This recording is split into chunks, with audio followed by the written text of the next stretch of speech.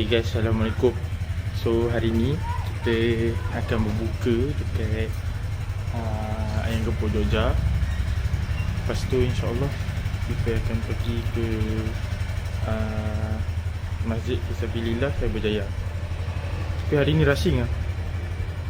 Baru bangun, dah solat asar semua, kita rushing. Lepas tu petang ni kita akan bawa jentera kita yang dah lama tak bawa. Biasa sian dia, dah lama tak kena bawa. Let's go. Jom. Uber kali ni rushing. Sampai ke Jogja pukul 7.24. Rushing. Jan, makan dia ke cyber. Tapi aku tak follow cyber.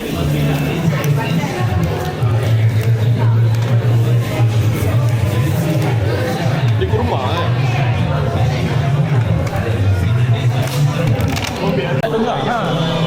Amin. Allahumma barik lana fi ma razaqtana wa qina azabannar. Hari ni berapa rakaat? 48.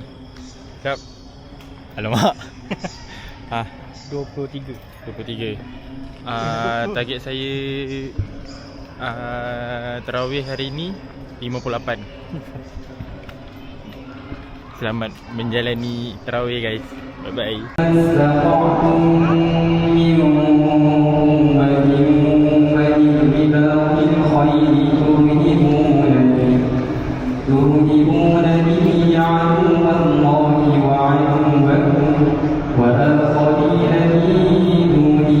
So kita dah selesai solat tarawih dekat Masjid Fisabilillah. So macam mana Dam, masjid ni? Alhamdulillah, masjid ni terbaik. Kapetnya apa? Sangat lembut. Teramatlah lembut guys. Sujud tu boleh tidur lah guys. Terbaring. Macam mana Vi? Push kapet dia lembut. Ikut ayat orang Laju bro. Imam baca 20 rakaat berdesuk. Aku rasa boleh buat 8 ni. Kau berapa? Bos 947. Habis dah 20. Kita kat luar ni. Dah settle record.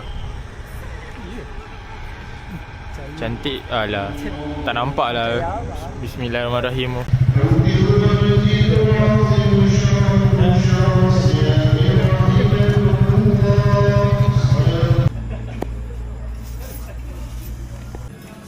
Ni kita kat mana ni Dam? Kita di Jenderam Hill. Kawasan rumah kau Kawasan rumah aku. Welcome to Jenderam Hill. Jalan macam agak ekstrim. Yang strong je tahu. Apa test buat motor? Buat terbawa sini. Awak sorry. Kena New Zealand dah. Kau ni Zealand kau. Ya, boleh. Ni apa sedang? Okey ajak laluan ke sini. Okey. Yang buat air. Seronok Seronok. Office belakang slow. Alamak. Tak boleh buat apa lah. Motor perlahan.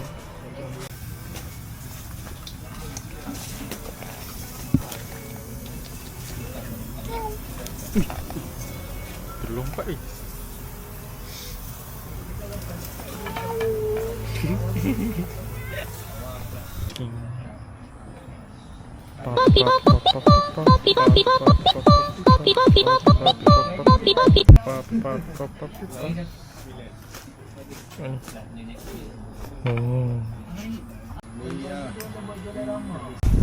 ada bawa kereta.